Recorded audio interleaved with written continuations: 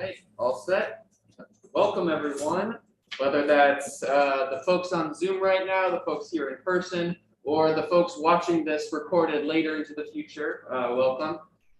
This is Creative Conversations, which is a kind of professional practice program that we run here at Da Vinci to help our artists and our community members have access to some of the knowledge that many of us have picked up in the arts community and being art administrators and artists ourselves over many years. And so we always wanted to make sure that we share that information and help out kind of anyone who needs it. And so this week we are going to be talking about exhibition proposals. Full transparency, Da Vinci Art Alliance is opening up our exhibition proposals season here this summer. And so this is, in one way, it's very self-serving for all those folks who need to make great, wonderful applications so that our folks here who look at proposals can look at the best and brightest of what comes our way. But a lot of this information stands to be relevant everywhere else in exhibition proposal land. And so many other organizations, not just us, ask for exhibition proposals or don't ask for them, and you can give them to them anyway. And so this information is going to be very useful for you for best practices in all things that are exhibition proposals. And so my name is Bryant. With me here in person is Sam. Hi. I just realized that I don't think that are you on camera? Yeah, I can see me now. Okay, hey. Bryant may be hidden from view.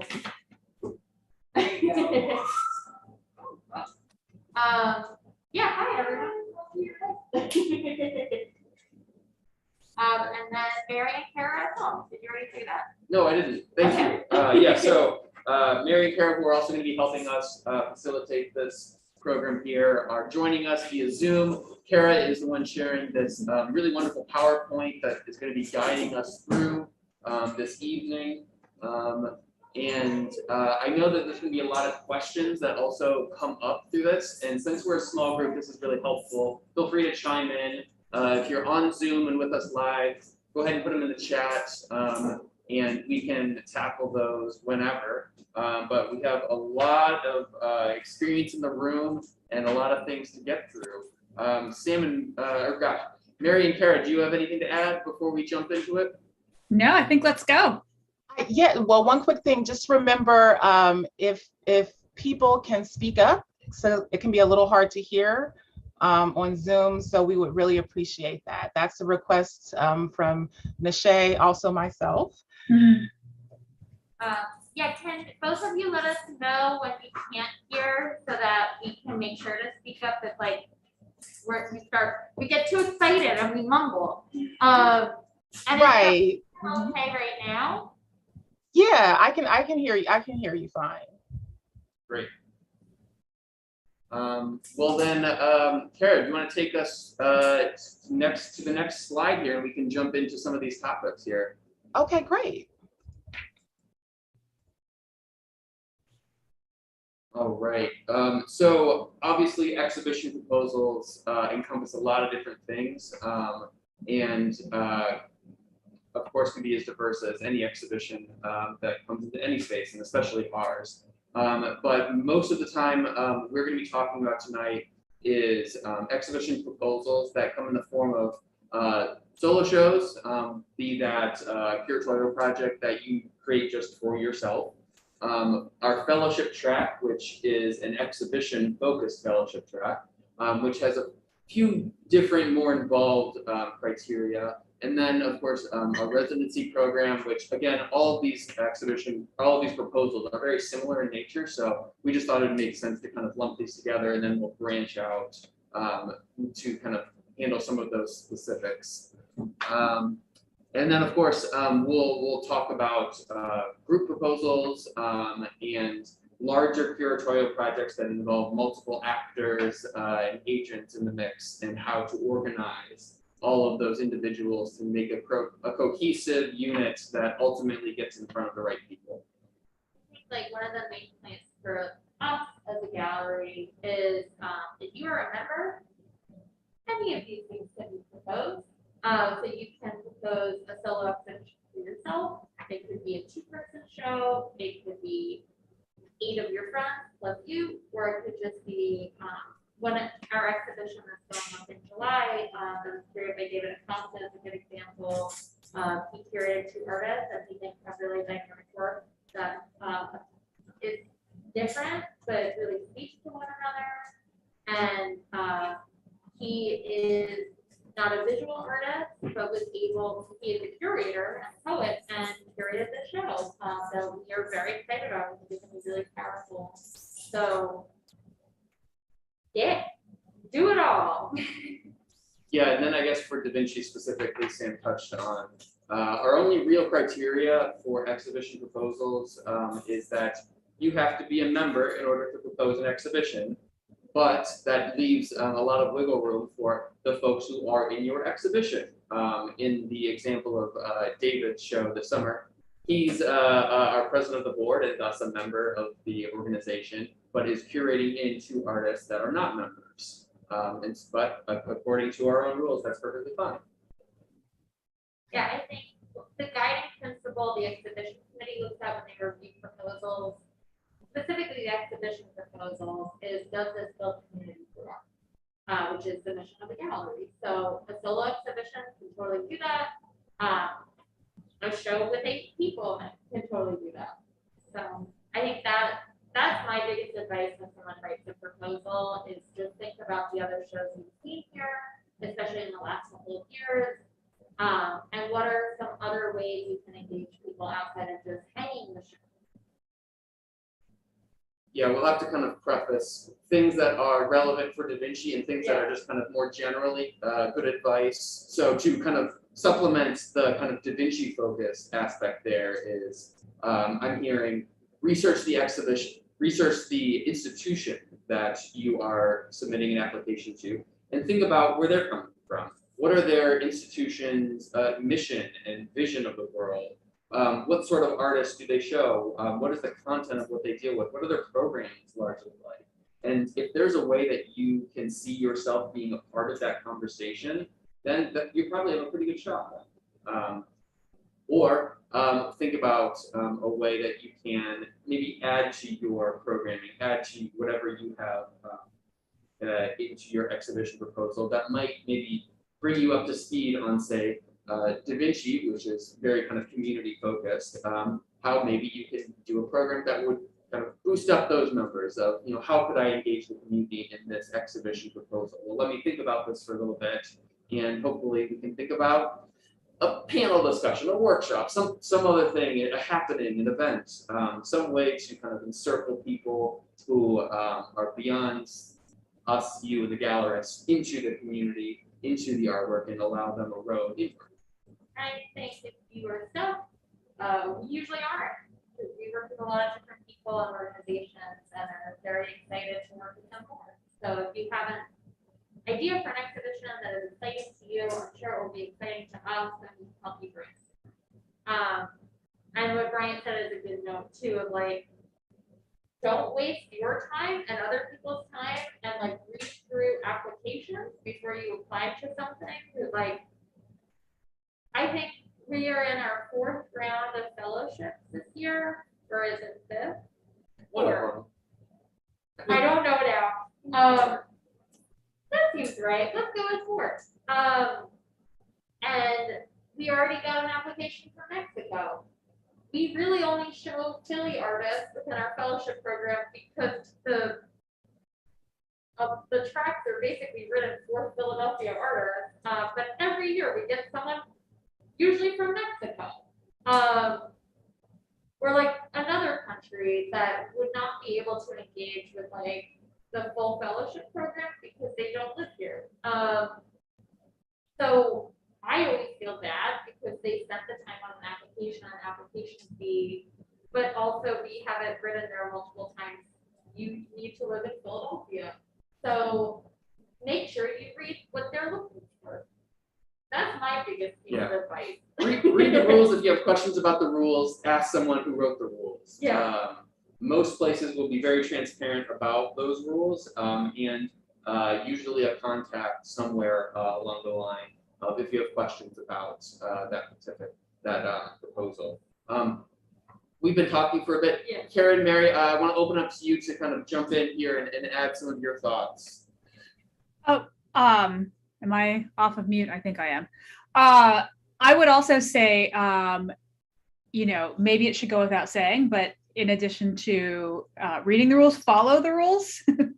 I think I've dealt in other situations with, finding out that someone actually did not meet our criteria, and it was like very explicit, to a degree that I thought, well, this is possibly intentional, just like seeing if they can get away with it, which is, I would not expect anybody in this room to kind of approach it that way. Like if you're applying for something for, artists, like over 40 or whatever, and you're like 39, like, don't do that,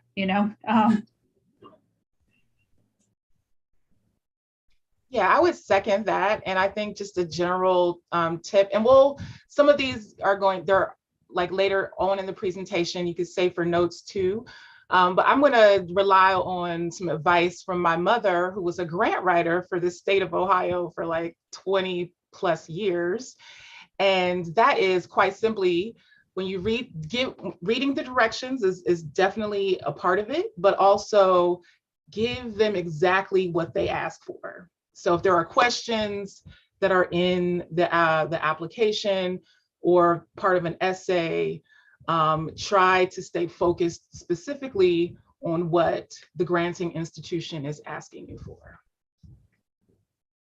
Yes, very, very good advice. I think we can move on in the PowerPoint here and get to some of those other topics.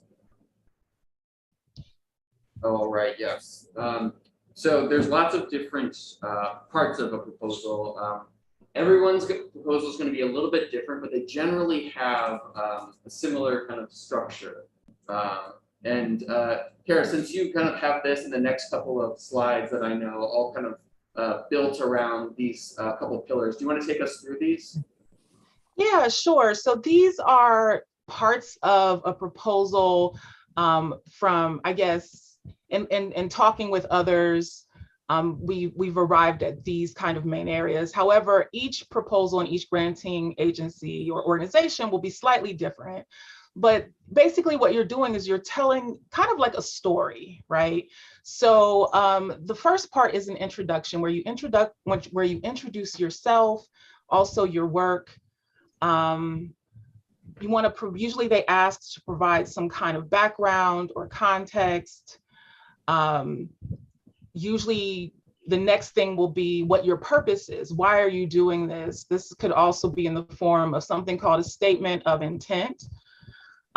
Methods, not all, like especially art organizations will ask you that, like specifically for methods, but this means how you do things. How did you develop your artwork, especially if that method or practice was central to like how are you conceiving of your body of work, what you want your art to tell. That could be very important. So how you did your artwork, your process. If you're a photographer, for example, how did you gain access to the community or people that you were photographing, etc. And then there's also something in some proposals, they'll want you to submit a schedule or a timeline. And that is basically, you're going to be writing about how you will start and end your project, okay? And then lastly is a budget. I have, in my own experience, had to submit a budget for a review when you're applying for something. And so that would involve like the cost of materials. If you plan to compensate people who are working with you, or incidental fees or something, those are things to include in your budget. Okay. And so I'm going to go through one of the fellows for this year was kind enough to give me permission to share parts of his fellowship application. Now, all of the parts that you see here, I won't be talking about, but I wanted to give everyone a sense of, what this fellowship proposal looks like, or at least answers are. And so without further ado, let me go ahead, okay. And I want to say too, before I go forward, the fellowship program and the residency program, applications for that close on June 26th. And there are 3 different tracks for the fellowship program. There's the Michelle Angela Ortiz track, and this provides an opportunity for an artist or curator to explore international identities and personal narratives. And they get to curate a show in the space. The second is the Catherine Pennypacker track, and this provides an opportunity for an emerging artist or curator to do an exhibition that explores social, political, or cultural content that engages with local communities. Okay, so that means basically here in Philadelphia. And then the last is the Linda Lee Alter track, which supports queer artists, centering, basically giving voice to those who have historically been underrepresented. And this fellow will be similarly doing an exhibition as well in the space, okay? So the example that I'm going to show you is from the Catherine Pennypacker track, which deals with social, political, or cultural content. And the name of the fellow is Mike Samaslow. I'm not sure if I hope I'm not really butchering his name, okay?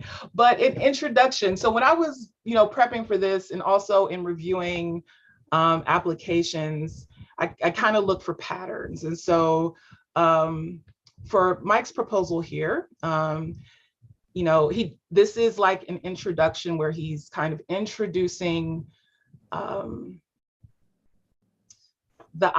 basically the theme of his particular body of work, okay? And as you can read it here, okay. So this, sorry, go ahead. Yeah, sorry. Is that it's big like enough? kind of tiny on our screen, so I'm just gonna read it out loud. Okay. Exploring the educational and social landscape of Philadelphia through visual representations of some of the city's aging schools. Reimagining Monolith is a collection of silkscreen posters that juxtapose the towering school buildings built during the progressive era of education with the neighborhoods they preside over. Okay. So here, right, we have Mike is telling us exactly, what this project is about, okay? I'm looking at the educational and social landscape of Philadelphia, and the name of the body of work, Reimagining Monoliths, okay? He's telling us what the type of artwork is. They're silk screen posters, okay? And there's a historical element to this as well. He mentions that there were these buildings built during what's called the progressive era of education. And what his artwork is investigating is how, well, let me go on to the next slide. Let me have this. Okay. All right. So what his artwork is going to be looking at is, well, I should say looking at, but what the story that it tells is how there are a series of public school buildings built in Philadelphia during the progressive era of education, okay? At the time that they were built, okay, this was considered a great hope for the United States. There were other types of projects going on, but here in Philadelphia, this represented, a massive investment in public education, okay? However, 100 years later, these buildings are decaying, and they don't quite match the diverse neighborhoods in which they reside, okay? So he's looking at the contrast or the juxtaposition between those two things, right? So this is the part where, of history, context, or background, okay? Does anyone have any questions about that? We're getting head shakes in our audience. Okay.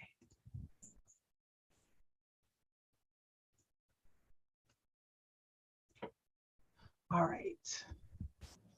Next, purpose. Why did Mike start this project in the first place? Well, it began already as a thesis that he was working on. As it says here, I began this body of work as a thesis project for the Master of Education degree program at Tyler School of Art. And again, reiterating that he wants to explore what he calls the awkward juxtaposition between Philadelphia's archaic schools and the vibrant communities they now exist in. Okay. And I want to add too that this is also what he's also looking at is he wants to bring attention to the lack of public school funding in urban schools. Okay, so that's another piece to this particular project.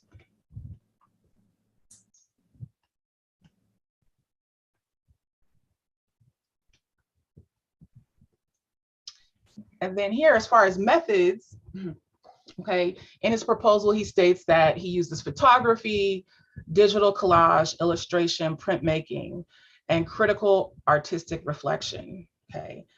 And so it's a good idea to include, like basically what types of artwork or methods that you're using in your project.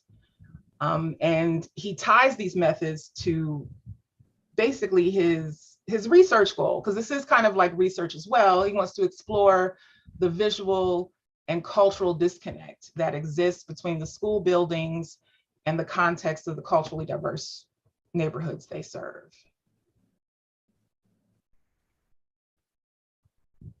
And I've included some of his silk screened poster prints, or illustrations, I should say, some of the illustrations in this, so you can have an idea of how the language also matches the artwork. That's another important piece too. Okay. I think the next slide is it goes on. It's kind of long. I don't know if we want to skip over that, but in the next one, I can show it to you. I kind of highlighted things. So more information that I thought was important to share was that in terms of his own background, he was born and raised here. He's a school teacher, so he has some inside knowledge, right? And he talks a little bit in this description here about how he took his camera into these different communities or neighborhoods, some that were familiar to him, some that were new, to document the schools, meaning photograph the schools in the surrounding areas. Okay. And then he goes on to talk about how with those photos, he then started to do digital collaging in Photoshop, and then illustrated the collages, and then turns them into a large scale silk screened poster prints. So there'll be about 10 to 12 in his exhibition. So what this tells us is that this is a multi-layered, okay, project. So, he's using different types of media, and that there is a process to this. That's also fascinating, okay. And I believe that's all I've shared from his particular proposal, but I wanted to, provide some insight, because sometimes when we're, applying to these, we don't exactly know what the reviewers are, going to want to see or thinking, but this gives you an idea of basically be specific, and also be yourself though, above all, make sure your own style gets into it. Because that's also what reviewers look for, is your the uniqueness of your project as well. Okay. So Yeah. Go ahead, sorry. Okay, sorry, I was just gonna jump in with some other kind of more logistical things that end up getting asked for in applications like these. And so these these topics that Kara has taken us through will always come up, but they might not necessarily be titled in this way, whether give us the methodologies of how you make your artwork. It might not be worded like that, but instead you might get asked for an artist statement where you could talk about those methods, or you could talk about where you came from, or kind of how your professional experience, like Mike is a high school teacher, in an artist biography. And that often gets asked for, as well as the CV sometimes gets asked for as well. And then of course we've talked about images very briefly that Kara's provided in some of the margins here of this, but it goes without saying that images are vitally important to any application that requires visual artists to all look at it. And so whatever you're documenting should look wonderful, or as wonderful as possible. And I know one of our future topics for this great conversation is going to be about photographing work, specifically physical work that gets hung or displayed, and we take a photo of it. But that is a topic for a later month that we're looking forward to. But it goes without saying that right now, having 10, 15 images displaying your work or an example that will help illustrate what your work or what your project will be is incredibly helpful, or any sort of visual plans that represent that. Sorry, do you have anything that you want to? All right, cool. I got it. Yeah. Yeah. Yeah, I would just like reiterate, like put something of yourself in it. Like I kind of, and this is also like, this is all our opinions. Like every single juror is different. But like we've been reviewed, like Bryant and myself have been reviewing proposals for a very long time now. And I kind of hate the ones that are just like, this is my art, you should like it, I like it, so why you should too. Like I like knowing a little bit more about the artists involved and why they're making the work and like why it's important to them, because like we all have a story. So I think sharing that in some way in your proposal makes a lot of sense. And that really, at least for here, that's what makes sense. Because if, like, I love when a visitor comes in and I'm able to tell them like a little story about the artist, and further connect that person to the work than if they're just like looking at a thing. Yeah. That's my input. I think it's really important to kind of take home that this whole process is really about trust. You need to convince an institution to trust you that you'll do a really good job, you follow directions, that your story is going to be very helpful for them, and vice versa, that that we would want to, as an institution, to support your story, to do your vision, and kind of lift those voices up with the resources that an institution has. So it helps to be forthcoming with some of those personal details and whatever that story is. It helps build that trust, that at least on my side of things, that I believe that this person is capable of great things, and I want to support that individual, whatever crazy project that they're proposing. And the one other addition I would have too is like just speaking for us as an organization, because we work with so many different people with like different abilities, right? There have definitely been proposals in the past that like we realized did not translate on paper, in your quotes, digital, in the same way that when the person described it to us in person, because maybe they weren't as great at technology as someone else. So they had a difficult time submitting, or like they're not the greatest at writing, but I think having conversations with us allows us to translate your actual vision to the exhibitions committee. And there is a difference in that versus like just writing a sentence of being like, well, Brian and Sam already know, don't worry about it. Like still the attempt is helpful, but we can definitely like elaborate if it's like an accessibility which not a lot of galleries will do, especially for a stranger, but like, that is what we do. Right. Yeah, when we were like talking about doing this creative conversations, one of you guys brought up like trying to visit the gallery before you submit a proposal. And I don't know if you have that later in the slide, but I think that was like such a good piece of advice. Just like go see the space in person and maybe like have the people who work there put a face to your name, and then when that application does come through, it kind of gives you that picture a little. Yeah. Yeah, absolutely. I definitely get more excited when it's someone that has been like talking to us about their work than like a person who joined as a member the day before applications were due. Yeah. In order to maybe get a solo show. It shows.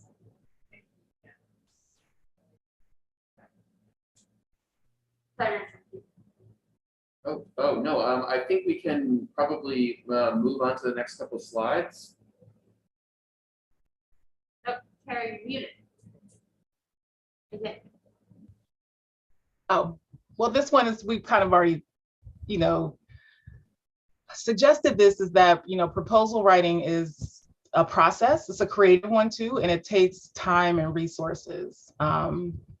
And that leads us into kind of the next section will be kind of talking a little bit about, we welcome questions, of course, but we'll be talking a little bit about like what we've been talking about so far is best practices or some tips.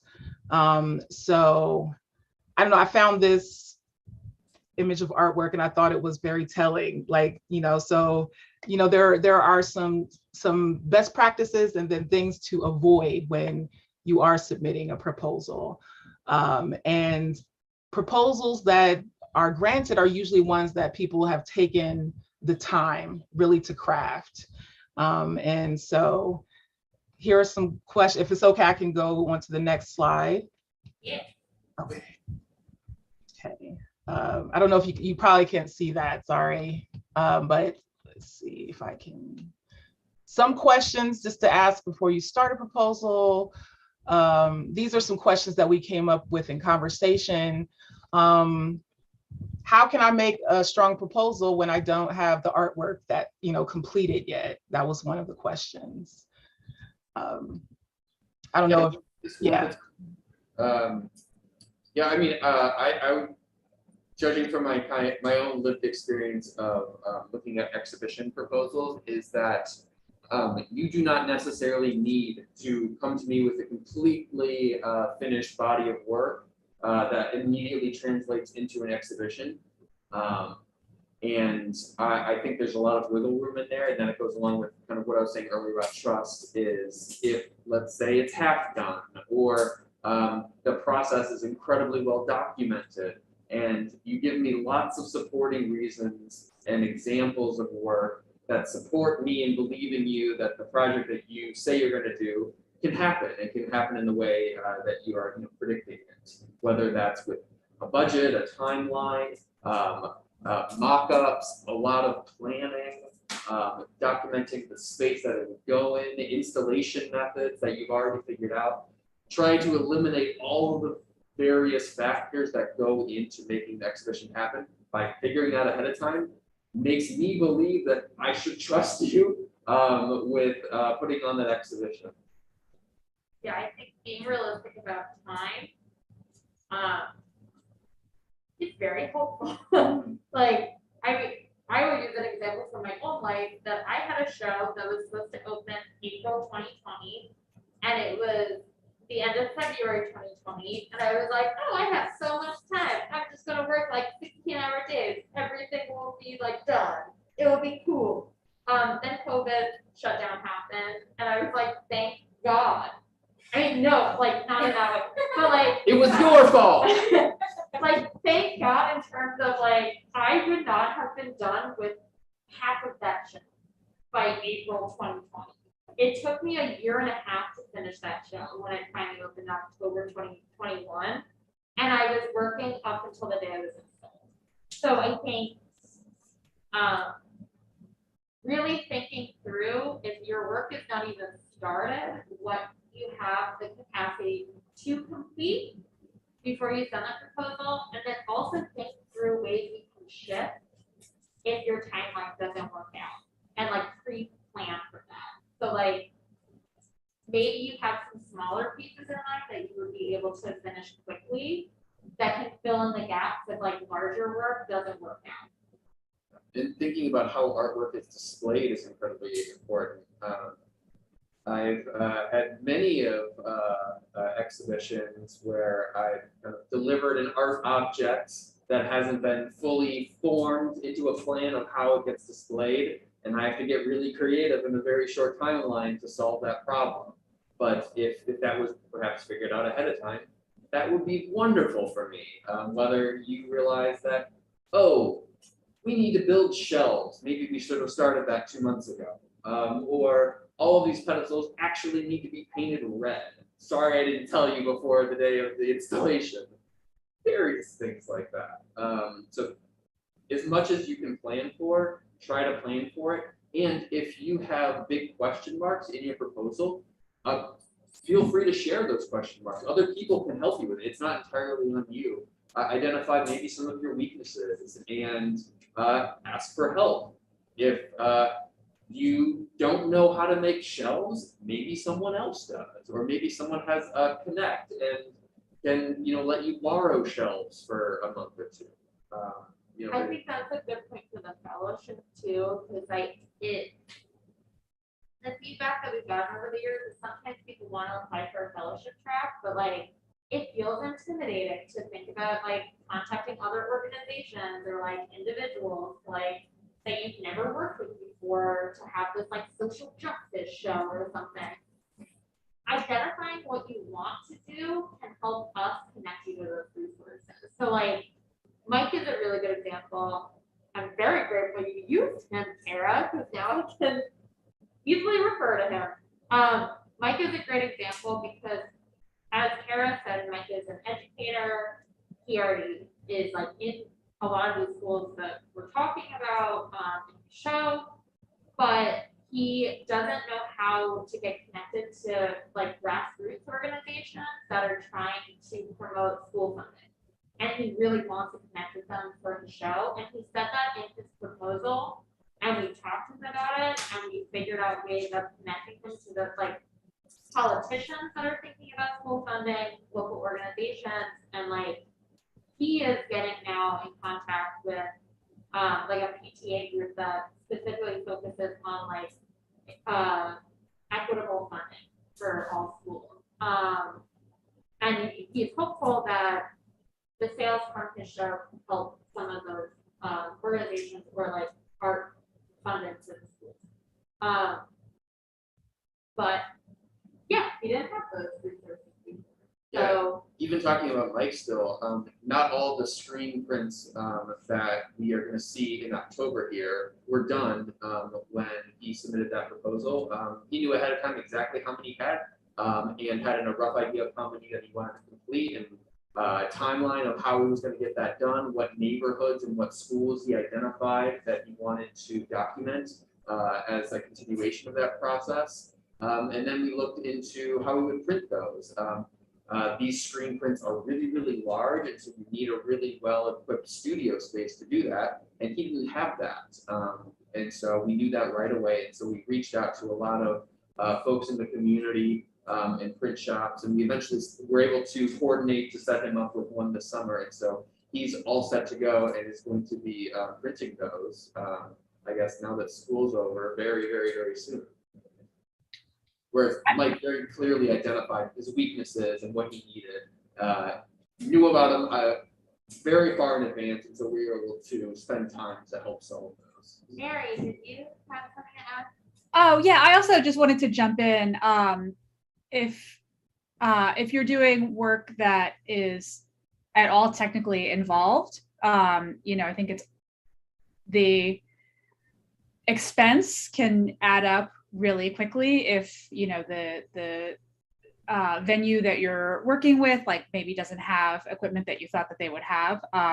So that's worth establishing like really early, I think, in even determining whether a space is the right fit for you. You don't want to make assumptions about every space is going to have like 2 projectors and like 7 speakers or whatever. So it's also, not always realistic, for you as an artist to make those purchases yourself. So that's sort of like circling back, I guess, to doing your research. But, maybe you might save yourself some trouble if you find out really early that a space you're working with has a shoestring budget and won't be able to supply you with the stuff that you need, and determine whether, there are workarounds, whether there's, so similar to what Mike did with, finding a press, you might reach out and say like, in an ideal world, I would have 7 speakers, and see what the venue can provide for you. Yeah, absolutely. I know if someone reached out, even during the application process, to ask me what sort of resources and tech that the gallery had, I would be more than happy to share all that information. And so I can only assume other arts organizations would equally share, these not state secrets about how many monitors and projectors they have. Right. It's a good addition, Mary.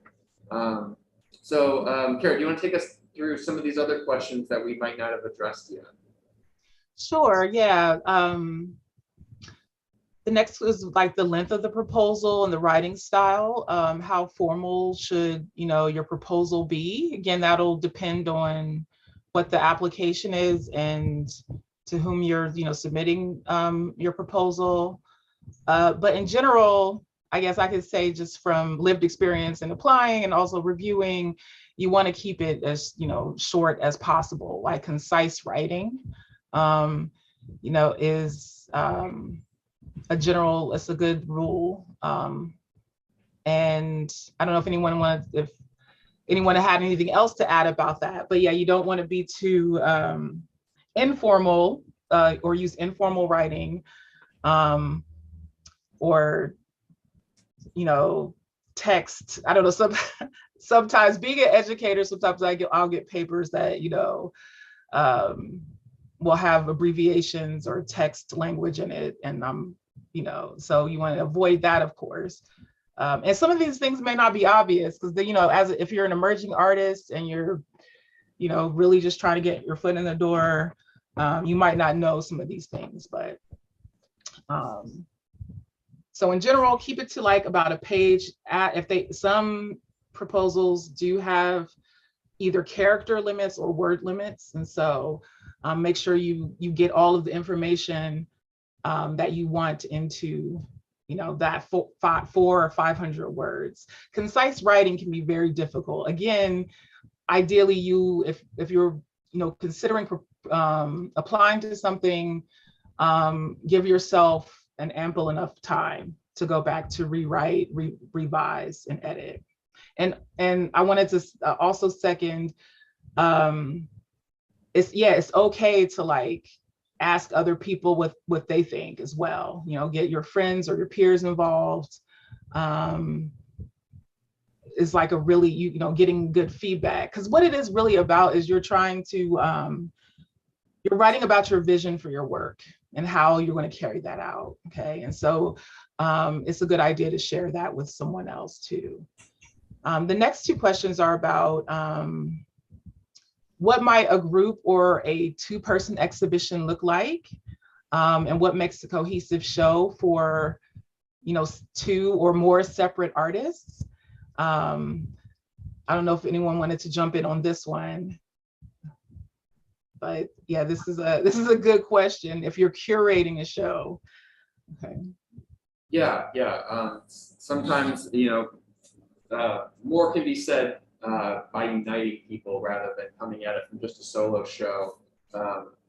I've seen some really, really wonderful exhibitions that are group exhibitions or curatorial exhibitions that have happened here that come from the community of our membership that have been really wonderful, whether that's 2 members meeting in the membership and realizing that they really respected and identified links between each other's works, and then ultimately went in on a proposal together I've seen wonderful amounts of success there. But I think really kind of identifying work that feels right with maybe your work, or you're seeing a conversation happening in the community between several artists who haven't had the platform to really explore that thought, and wanting to support that vision through a curatorial exhibition of maybe you as a curator coming in and wanting to give voice to the small group of individuals to really create something that's larger than the sum of its parts. I've seen that happen so many times with such wonderful amounts of success.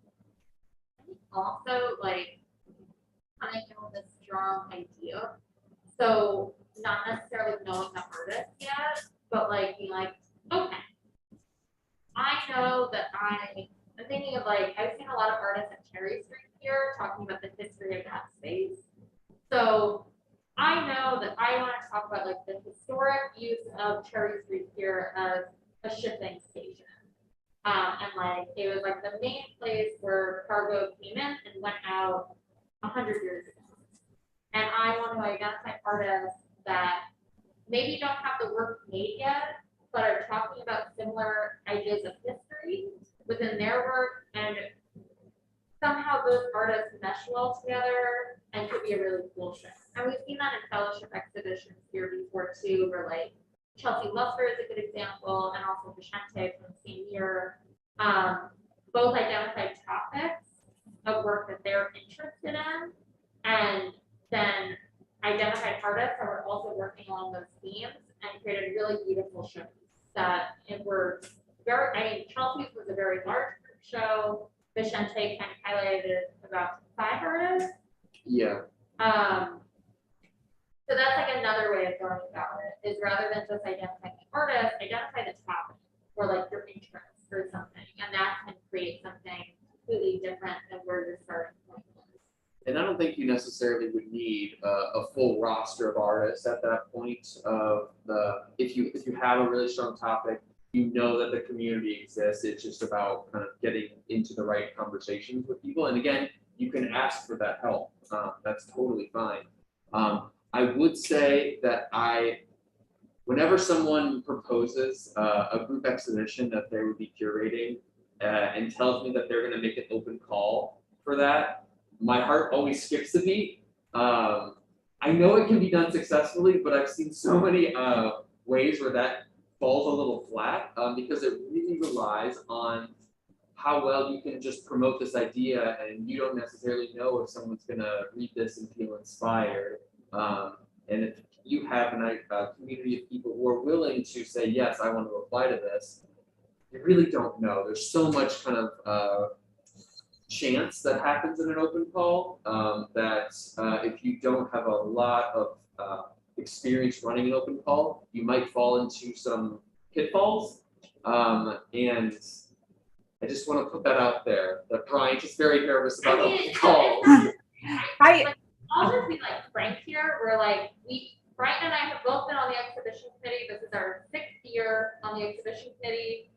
There has never been a proposal for an open call that was viewed well by the exhibition committee, because it is just labor put on the staff. Or like at the time when we joined, mostly volunteers and Bryant and Jared. So it just doesn't feel like we can facilitate that in our space. Open calls, we're in an open call right now, require a lot of shipping and like individual conversation. Like in this exhibition, it's about like 25 artists. We had to talk to individually as some staff to coordinate all of this. I mean, there was like we just had Noelle King's show in April that was also a lot of artists, and she mostly coordinated it. It was still probably at least like 15 hours of our time coordinating just with the artists individually. Yeah, a lot of labor that goes into the logistics of putting in a good call like this is something that you want to have experience with, and galleries do have experience with it, which is why institutions run their own open calls and other people don't run open calls in other people's spaces, because it's very difficult to do. Mary, Oh, yeah, I would, I just want to, second the difficulty of open calls, but also, recognize that like when you're putting a proposal together and you're thinking about a group show, it is a little daunting, right? Because there are so many moving parts, and it can feel really uncomfortable to reach out to people and say, I'm proposing this thing, and we may or may not get it, and ask someone to set work aside potentially for something that is so contingent. So I can see like running an open call can be attractive, I think, when you're making a proposal, because you can sidestep that. And I would just say that, like, I totally get the motivation to not want to put a lot of people in a precarious situation where they're waiting to hear back. But I think that following up on what Bryant said, the downsides in how your application is going to be viewed probably outweigh the upsides of not, putting yourself in this awkward position with a group of artists. It also, I feel like, could be a door opener. Is like you're contacting like potentially people you've never worked with before to start to be like, I love your work. I'm curating this show. I may or may not get it, but I do love your work, and I would love for you to be in it. Here's what I'm thinking about. And like, even if you don't get this opportunity, now they know who you are. Right. If they said yes, they'll probably say yes again if you get the show in a different space. So I think it is just like, I guess, like networking kind of. Mm-hmm.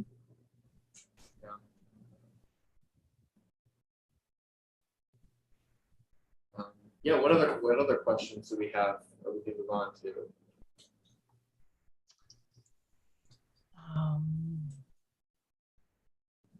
Well, the last question was for rolling opportunities. How long does it take to put together a proposal? What kinds of what kinds of notifications need to be sent? How long will it take to develop the exhibition overall?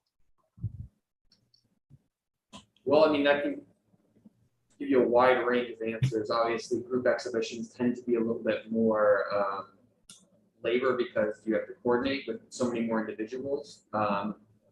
But again, I guess if you're doing a solo exhibition, you have to make all that work if you haven't made it yet. So it's neither here nor there. But I can say from Da Vinci's standpoint, we look at applications in the summer to determine the next calendar year of programming. So this coming July, we'll be opening up the call for proposals from members to fill our calendar year of 2023. That kind of rough amount of time is something that we've always done here, but every institution can be a little bit different. But generally, there's quite a bit of lead time.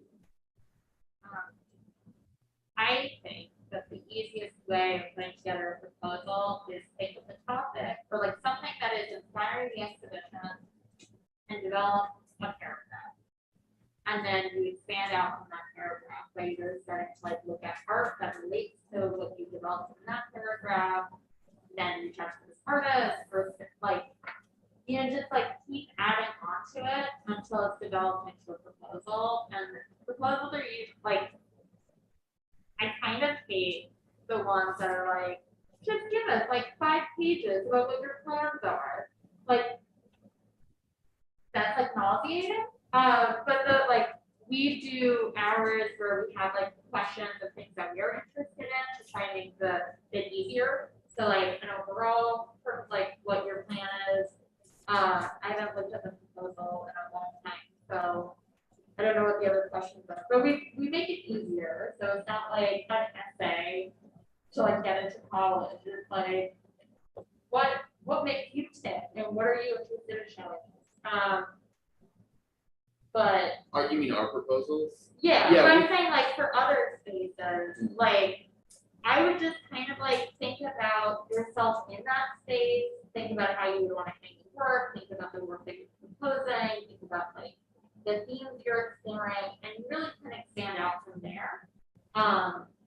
it feels more daunting at the beginning than when you like actually start throwing it all in my experience. It's just kind of getting over the stage fright of just like crossing the line of doing it. I also, I'm not sure if we talked about this later in the presentation, but you're talking about when we're planning for this meeting.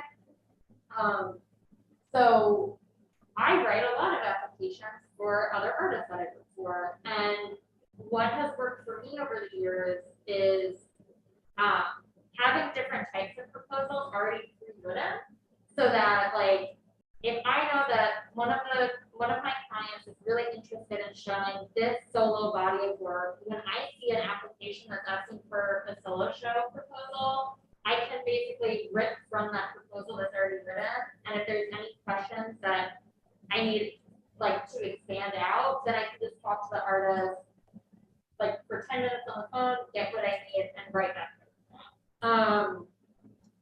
And then like the same artist I'm thinking of right now, like I also know that when people are asking for like a 2-person proposal or a group proposal, I have another application already pre-written that I can kind of just like copy and paste from to submit to these other spaces. So I think that that's helpful too, is like if you have different things that you're thinking of before you even have the application in front of you, just start jotting it down, because then it's easier to pull from the future when you're in that position. Because like sometimes I apply to residencies a lot, and like some residencies are like, let's just go live on a farm for a month and like you can do whatever you want. And then other ones are more formal, where they're like, what exactly are you going to do while you're here? And I have different things that I want to work on depending on the space that I'm in. And as I think about ideas, I jot them down so that they're ready for that application later. Because I might see this application that looks really interesting a day before it's due, and they're not going to open up the applications again for a year. So that's some advice. Yeah, absolutely. I definitely have lots of kind of little bits of information, and I don't know how this is structured. Kara, do you want to take us into any other parts of the PowerPoint that we haven't gotten to yet?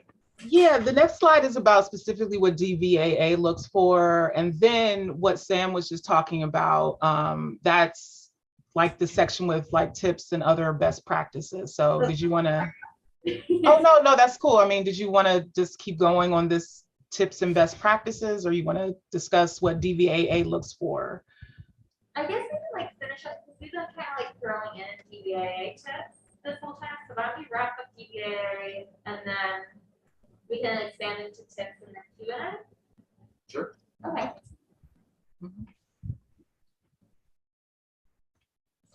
Yeah, so ours is pretty easy, like I was saying. We mostly just want to learn about the artist who's proposing the exhibition. So we ask for your bio, we ask for a curatorial statement or an artist statement, depending on who's applying. And then your statement of intent for the exhibition, or for your fellowship, or for your residency. We didn't really go too much into the residency application, which is pretty different, because you're not proposing an exhibition, you're proposing you hanging out with us for a year, and getting to hang out upstairs in the studio for a month.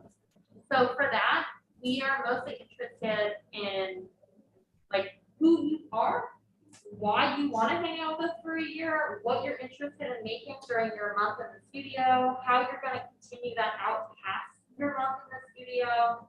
And we really look at the residency as an opportunity to just like connect with one another in the residency and fellowship cohort and with our larger members. So we're really excited about people that maybe don't really have an artist network in Philly, or like still trying to meet people, or like I think Kathleen's in the call. Yeah, she is. Like Kathleen lives in Jersey and is a mom, and was able to like come basically live with me, Bryant, and Ronnie for a month, and it was great. And like we love Kathleen. Mary, do you want to expand from that? Yes. So I think that it's worth, our residency is, you know, like a little bit more of a career development residency. So it's specifically tailored towards people in a certain point in their career. So this is definitely like the tips that we would give you for the DVAA residency application don't like you may not be able to extrapolate for residencies overall. There are plenty of residencies that are more like, you know, this is a reward. It's like a rung on your career ladder that you get for having accomplished certain things. And for us in this residency, we were really looking for artists that we felt were in a place that we could most be of benefit to them. So it kind of goes back to doing your research. And, you know, this is maybe something where, you know, it's a little bit more difficult to ask a space or a residency, hey, so are you looking for, you know, fancy people or like not so fancy people? You know, it's not quite like asking like, how many monitors do you have? But I think one thing that can be really helpful is going through and looking at who has gotten the residencies in the past and kind of seeing where they were in their career to give you a sense of, you know, both whether it's a fit for you, but also kind of like what that place is looking for. Are they looking for people who are like really early career or, you know, more established? So I think building that into your research, looking at who's gotten the thing that you're going for, can be really helpful in figuring out how you want to tailor your application and what you want to highlight. Yeah, absolutely. I think just kind of in general, Da Vinci is very motivated by being of the most benefit to the folks that we work with here. And so, you know, I had a couple of solo shows at the ICA. You probably don't need this, so we would rather give it to someone who maybe can benefit more from it. To lead them into the ICA. Yeah, exactly. Yeah. I just kind of have like a couple of maybe more helpful. That's the Next one, okay. So do you have any more DVA specific, like what we look for an application? Like I said earlier, the exhibition committee are the real decision makers here. We just steer the ship and like contribute our 2 cents to the exhibition committee, but we are 2 members of like a 20-member committee, and it's all made up of members, staff, Mary and Kara, the fellows serve on it. Well, some of the fellows serve on it, past fellows. I'm sure residents at some point, if not already, I can't even remember who's on it right now. And then we all get together and we discuss the proposals, and we have a lot of conversations about like, do we know this person? Have they been a member for a long time? Like, what is their story? Do they communicate that well in their application? And like I said earlier, the building community report mission of the gallery, can the staff take this and like run with it to create programming? And are we excited about it? I think that that's like my favorite thing from serving on the committee is when we're already excited about a proposal, and then the rest of the committee is like also like, you better say yes and schedule this person because I need to see them. Yeah, absolutely. And then I extend this offer to everyone that is applying to any of these various Da Vinci related things is because we are not the dictators of who gets shows and residencies and fellowships here. I feel more than comfortable offering any advice or feedback on a proposal that's hopefully maybe towards the end of its writing stage. or to kind of bounce ideas off of. But I want to make sure that you have a really good experience and put your best foot forward. And I know that's a skill set that takes some time to learn. And so I'm more than willing to meet with you, including recording future people who are listening to this, to shoot me an email, and I'd be happy to figure out a time to help kind of look over your application and give my 2 cents. Oh, sorry. I have one other thing to add. It's like more of a community art space rather than like just a gallery. So I would really encourage people to come to events and like show your face and be a part of the community. Really, if you want to kind of show here. But even if you're a new member, like Scott, he's a new member when you show. Oh, I just shipped my first week in my position. We were mailing out work that was sold from the Rainbow Show that Kara had a photo of earlier in the slideshow. And I went to UPS, and Scott Morales was last name I still don't know if I'm pronouncing right. I think that's right. Okay. We don't know if he owns the shop or manages it. We know he runs it. Scott was behind the counter and he was mailing it out and he said, Da Vinci Art Alliance, what's that? And I told him what we were and that I had started like literally 2 days ago as one of the directors. And he came by the gallery again, like a month, or not again, he came to the gallery for the first time, like a month later. I showed him around. We talked for a really long time. He loved what we were doing. He became a member. He proposed an exhibition. If you have been community creative conversation for a long time now, you'll know that we had Scott as one of the speakers in March when his exhibition was in this room. And he talked about meditative practices within his art practice and how other people can embrace that in their own practice if they realize that they already were doing it.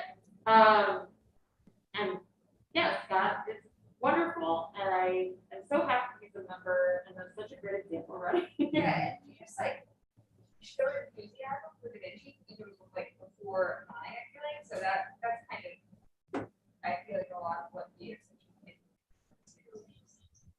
Yeah, welcoming, being a part of Da Vinci is as a whole. So The only other tip that I have is do not propose things to hang from the ceiling because we are a 120-year-old building and our ceilings cannot support weight. There are some areas that can, but you don't know where they are. So don't think that you can do that. The only way of doing it is if you look at shows like Leah Huntington Show or Marcy Ziskins, you'll see that there are like tables supporting art from hanging from the ceiling. So think in that direction, but not directly hanging from the ceiling, which we had like 4 applications last year that had that. I think all of them got accepted, but we like transformed them after that. 2022 was the year of the ceiling. Yeah. But yeah, if you have any questions about that, shoot me an email. I've worked with all of those people to come up with different, creative, and often really wonderful, inventive, and better solutions than simply hanging something straight down the ceiling. I'm more than happy to turn this exhibition, once it moves from an application to a planning exhibition, as a collaborative project. And once that happens, you have all the resources that DVAA has to offer to help make that thing happen, whether those are kind of more logistical or more creative and helping plan that thing and ideate and all of those good things. I have one more note. Yep, go I ahead. thought that was my last note. I realized it's not. DVAA has a pretty small budget because as you all know, we do a lot of things, so our margins are pretty slim. So when it comes to exhibitions, we don't have a lot of wiggle room to purchase a lot of supplies to be able to handle like if you want a show that is like completely filled with like projectors or like lights that are like different than the track lighting that we have, or like some other like thing that is probably really obvious, I can't think of right now.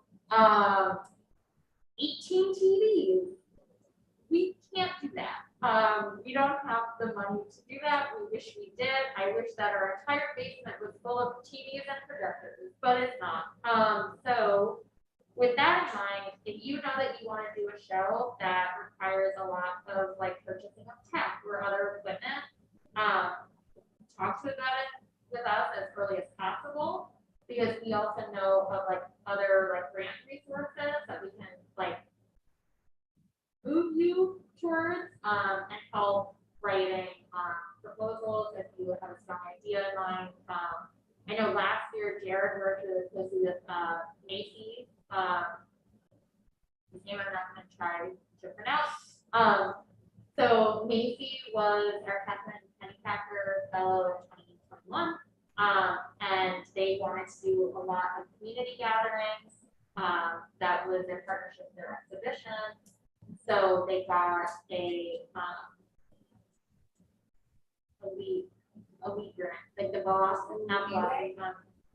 Thank you. It was like one of the leeway grants. I don't remember. It was Transformation Award. Yeah. Thank you. So Jared helped them write a grant for the Transformation Award, and they got it, and they were able to access another $2,500 that they were able to put towards other things at their exhibition. If you were here for the closing of your exhibition, you got very good tacos that I wish we could have this caterer at every event we do, because it was awesome. So yeah, we can definitely help with anything like that, or at least like organizing your thoughts to put into a grant proposal. Because really, once we have the exhibition proposal written, it's really easy to just kind of like pull things from that to write a grant alongside it to get other things funded. Now I'm done. Okay. I've got a few other things that really just kind of revolve around understanding what your expectations are from the artist or curator or showrunner side of things.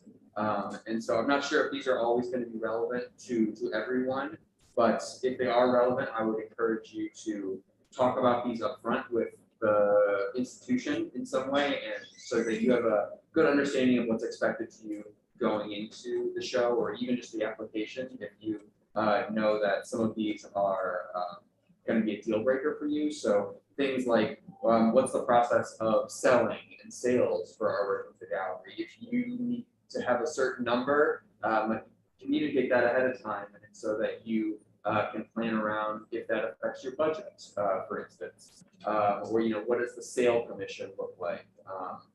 I would encourage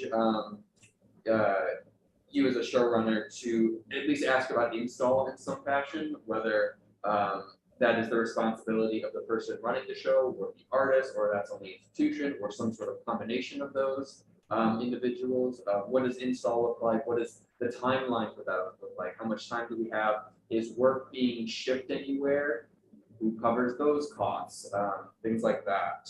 And then what are the time constraints that are going to be on the person for running the show? Does the exhibition reception have to happen on a certain day, and are you going to be in town during that day?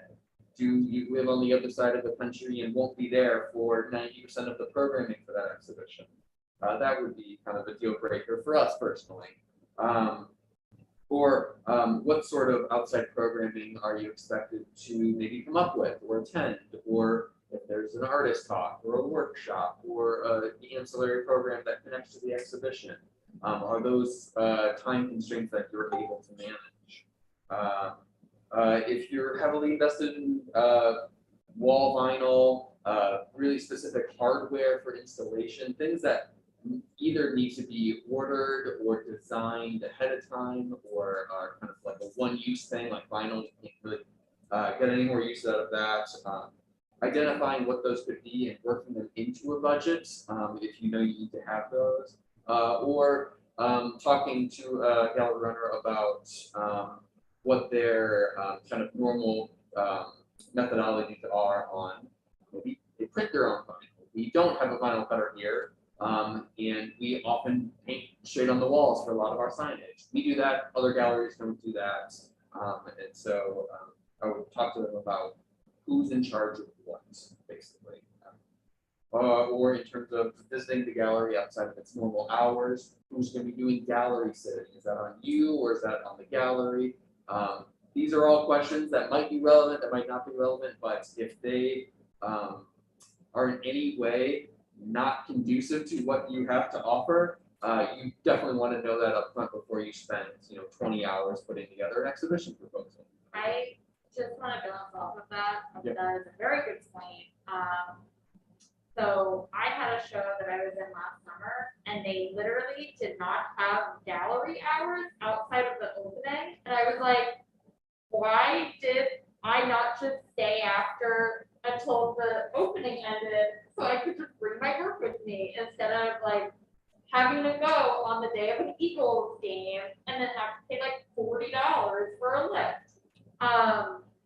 So yeah, knowing like details like that beforehand is very helpful so that you're not like, oh, this place has really weird hours and it's only open on Sundays from 2 to 4 and all my friends have not seen my show.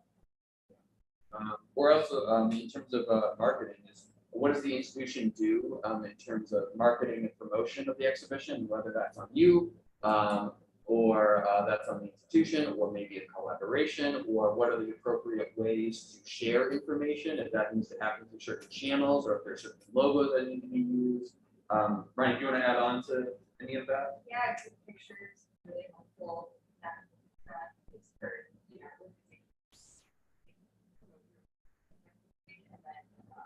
properly, like, I find sometimes that I have to write people's exhibition statements. They don't really know what their word is trying to say, I guess, or they can't like put it into words.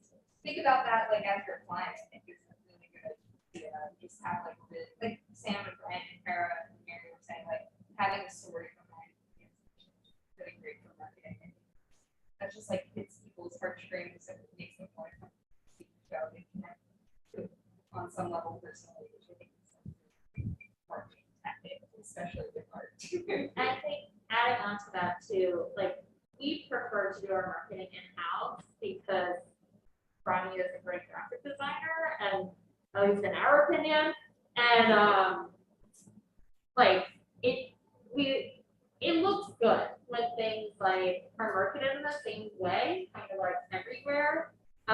So like we always offer services to the people that are showing here. I'm like, okay, we don't purchase postcards because we don't have that in our budget, but like we will totally design it for you so it fits in with the aesthetic of like the rest of your marketing for this exhibition. And like any other things like that. I was gonna say like that's a good thing to talk to with the gallery before you apply or like when you're applying, like how much creative control can I have over like the marketing materials and that kind of thing? Because definitely in terms of the show, I think people have a lot of creative control, but like we do want it to, suit the vision of the aesthetic vision of the gallery. You have to make compromises on this. So it's very collaborative, I would say here, but there's probably places where they're like, do whatever you want, like we're not gonna do that. And there's probably places where they're like, we'll take the pictures and then you can do nothing here. Like just talk to, I think it's just bottom line, talk to people.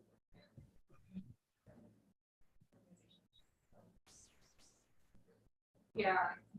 Here, if you don't have a budget to mail postcards out, if the artist paid for it, we could use the mailing list. Is that something that you guys do? Or? We could do that in-house, so we're not able like legally to share our Well, I mailing list, wouldn't, but I wouldn't want the mailing list. Yeah. But that, Yeah. working Yeah, we with could totally you do that, guys, yeah. Then Yeah, that'd be yeah. a great experiment. So our marketing and promotion goes out to lots of different people and institutions in the city here, but that's all kind of digital. Our kind of normal structure does not include budgeting for a huge printed card list that goes out to all those people. But if that's something that you really, really want to do and you have a budget for that, we can do that.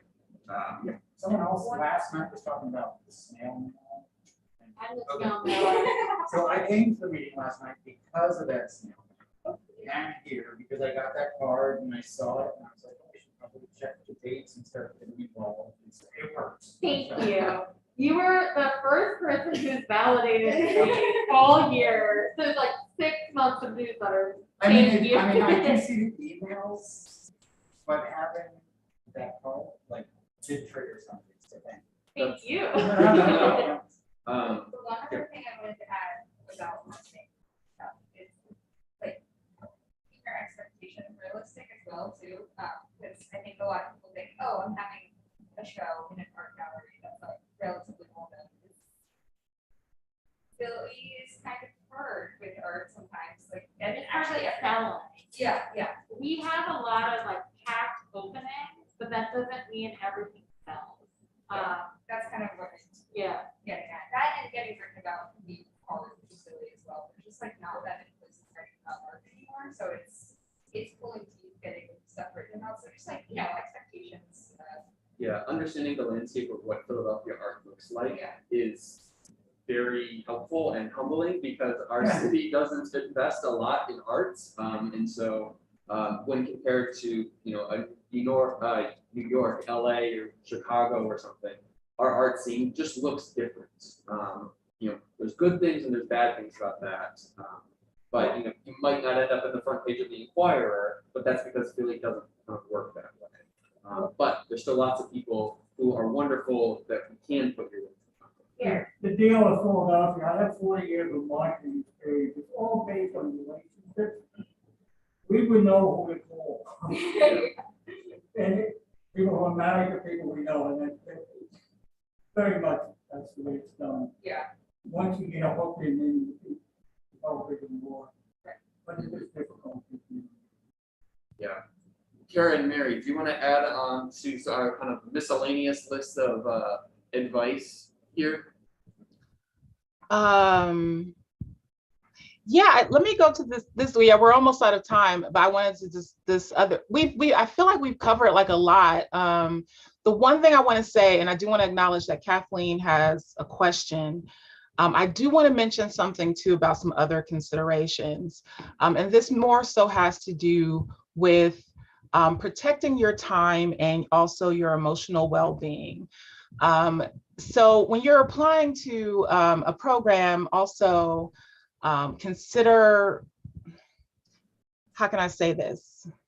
Consider the organization. Like, are you a good fit? Will you be a good fit? Do you want to be working with an institution? Know a little bit about their background as well. Let me say, I'm going to give you this. This is really for artists of color or artists who have historically been underrepresented. I was invited to do this group exhibition in like Long Island, and I believe it was, and I had never met these individuals before who invited me. I looked at their website. I tried to find out about their organization, and I talked to some other artists of color about it, and I asked them to look at it as well. And we determined that this was a predominantly white space and that there would be some things that we would have to navigate. Okay. And I just want to be real about saying that there are these other types of considerations to think about when you are applying to something, whether or not you get it. Okay. I think what's really important is that you want this opportunity to enrich you in some way. And so I think that's an important thing to consider and think about as well. Totally. Absolutely. I feel Kathleen asked the question about budgeting,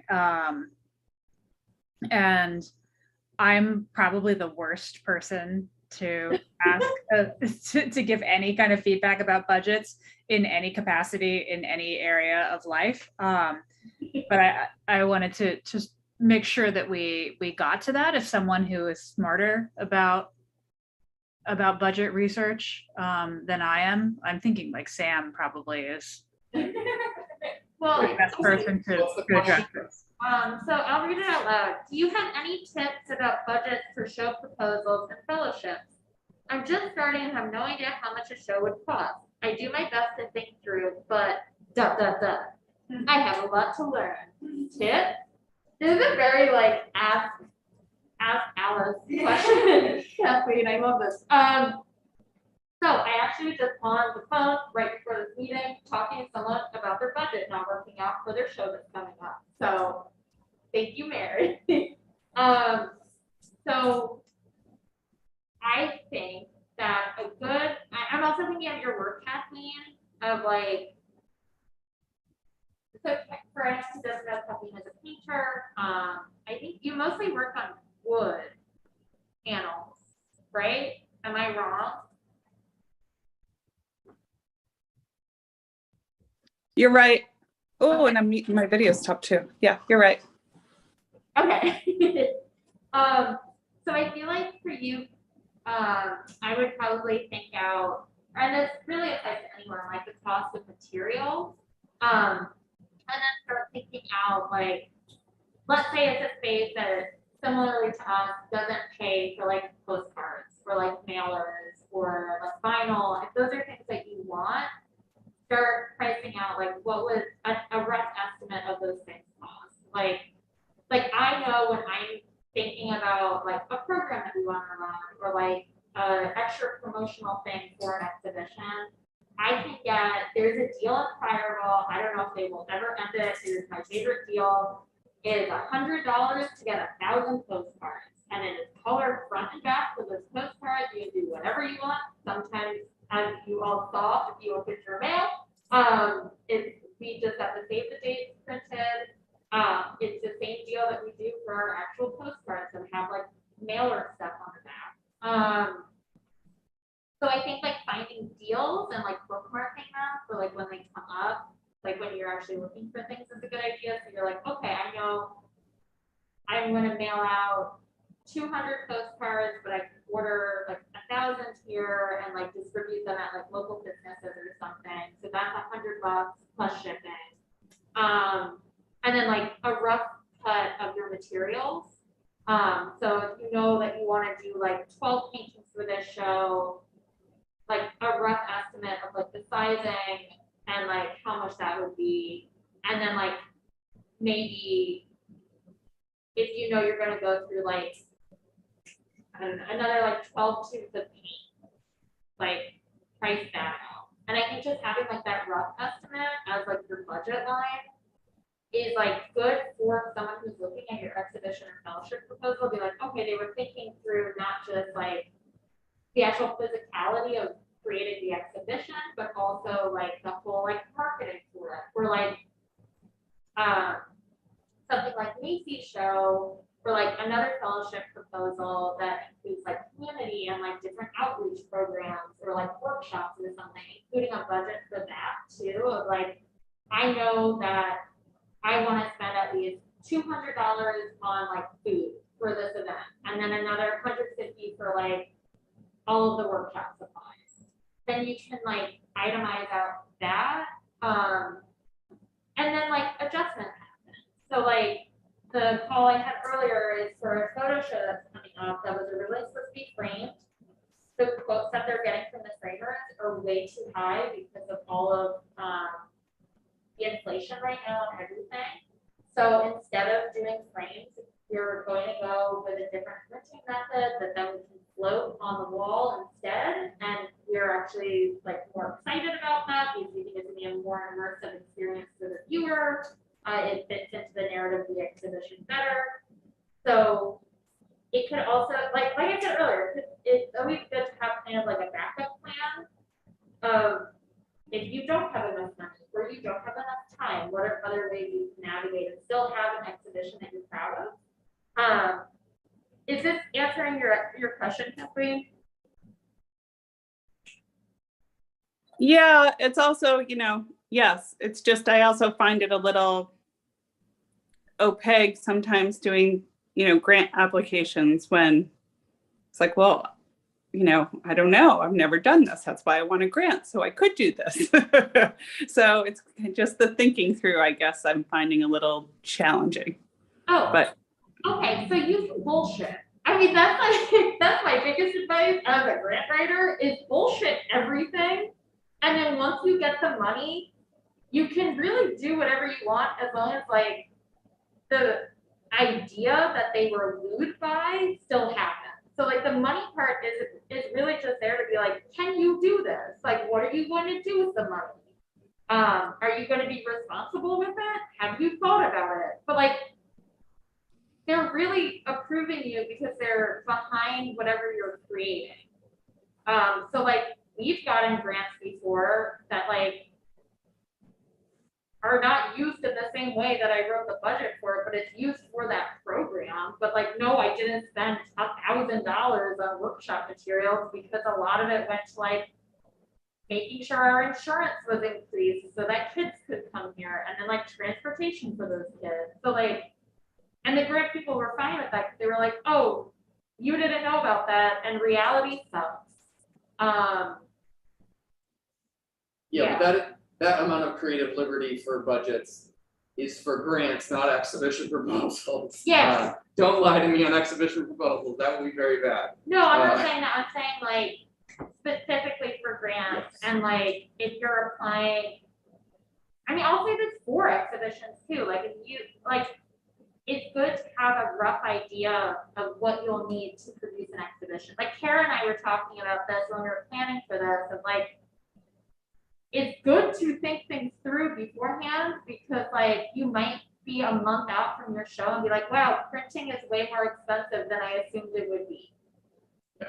Or like, oh, I forgot that I actually need to get a U-Haul and also take off work this couple of days to get it, you know, down there or something like that. And yeah, have other people look at it with you that they might see things that you forgot to add to that budget list. Yeah, and I was gonna say it's really about, it's also just about planning. Some things you can't plan for, but yeah, just have a general sense of how much your materials cost, how much, framing or getting specially made, canvases or something like that might cost. And ask someone who works in the same discipline that you're working in, because you can maybe you can get a quote from a framer. And, if you ask around, someone can give you a sense of whether you're being, like gouged or whether that's a reasonable quote. Yeah, good question. Do we have any other questions in the room, on Zoom, anything, Kara or Mary, that we haven't talked about that you're really wanting to address?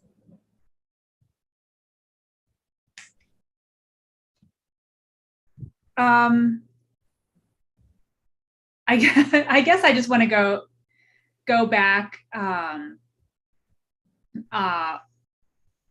one more time and really just reiterate, like, don't be afraid to ask questions when you're applying. Don't be afraid to ask. I mean, I can't say that it's not going to be disqualifying, right, for you to say like, hey, I have this gigantic thing and I would need people to be available to move it in or whatever. Like, it might be disqualifying. Better to have it be disqualifying, at the time that you apply than to have, your whole show fall through because you didn't want to ask a question about, installation support or whatever. You're not, if you are, as long as you're phrasing stuff in a nice and polite and forthright way, people aren't going to think that you're a monster for saying, hey, if I had like, these sculptures that weigh 500 pounds each, who would I need to bring along with me? Is that something that you would be available to assist with? Like find out sooner rather than later. Yeah, I second that. It's like, don't be afraid to ask questions. You don't know if it's going to be disqualifying or not, but still ask questions. I'll say recently I had applied to something and I asked certain questions about how my work should be presented, what would be best. And the person, the contact, emailed me back and they told me like this would probably work better. So yeah, so don't be afraid to ask questions from the whoever the contact person is about that, because you never know. They also might like the fact that you ask questions. So Yeah, I think like if I were reviewing something and someone said, "Hey, I'm just, I want to be really thorough and present the most accurate image of my work and what's entailed in getting it up," so here's one idea. Would you be able to support this? And you can always have a backup too. I guess I just want to add as a kind of a last note is, as we're talking about asking questions, is it always helps to be attentive in your email to the best of your ability, because you don't want to have to wait like a week in response between dialoguing. Keep an eye on your email. Yes, absolutely. Yeah. If as a courtesy, if you're asking for questions about proposal, like you should be really able to respond very quickly if someone has a follow-up for you. Thinking about like budgeting stuff too, like whether it's for an application or just like for your life. If you have an opportunity like an exhibition, think about budgeting in terms of also like you're probably going to be tired that week, so you're probably going to order takeout a lot, or like Bryant said, like mentioning U-Haul, or like if you live nearby the gallery, maybe you'll take a lift instead of walking home. You'll be tired, especially like for a residency. What is the transportation included in that, and like food and stuff? I think like that's the things we overlook a lot. I know I do, and I always come out of residency being like, damn, the credit card is full again. So like keeping that in mind, like leading up to whatever you have going on, so like maybe every month you put aside like a little money towards like the week of like a big thing, so you can like feel more free to just enjoy it. Any final thoughts before I think we head out? All right. Well, thank you so much. Thank you, Kara and Mary, for helping us take us through this, and thank you everyone who's here in person, on Zoom, and joining us from the future. Again, if you have any questions about exhibition proposals, feel free to shoot us an email, and I hope some of this really helps you in all of your crazy projects that you have coming up. Yeah. See you next time. Thanks. Happy Juneteenth too. Yeah. Get out of here. You did so hard. Okay. Bye.